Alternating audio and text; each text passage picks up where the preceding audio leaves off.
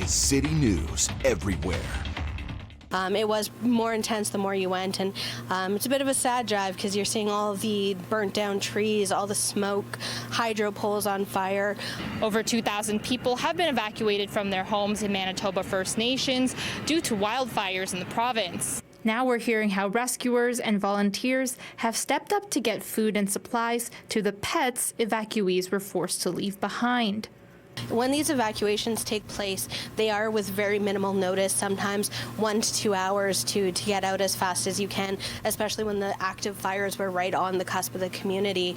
Vans came in, buses came in to bring out elders, people with health conditions as quickly as possible. And if you were to put a dog on that bus, now a person can't go. So the buses, unfortunately, do not allow pets on them of any kind.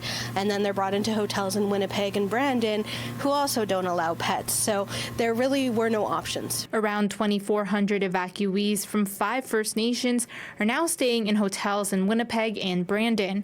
Some of those communities are fly-in only, making evacuation even more difficult.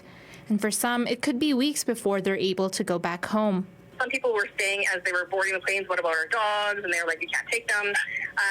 Unfortunately, they were left to fend for themselves. So some animals had been left alone for about 10 days. Others were about 7-8 days. Leadership of Poongassi was able to get into the community the other day, and they were able to feed as many dogs and cats as they could. They brought down with them back to Winnipeg 4 animals. We suspect there's about 200 animals still in the community waiting to be evacuated. The Winnipeg Humane Society, PetSmart Charities of Canada, community members, and chief councils are all helping with this situation.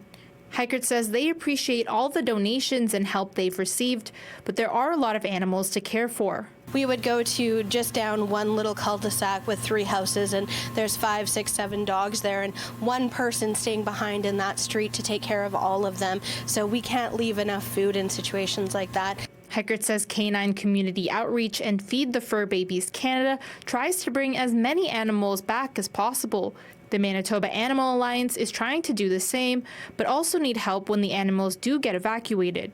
There's a need for more fosters. Well, there always is a need for fosters because there's only 100 of us and there's a lot of animals to care for. These organizations say monetary and pet food donations are all appreciated, as any assistance will be helpful. In Winnipeg, Marie Gomez, City News.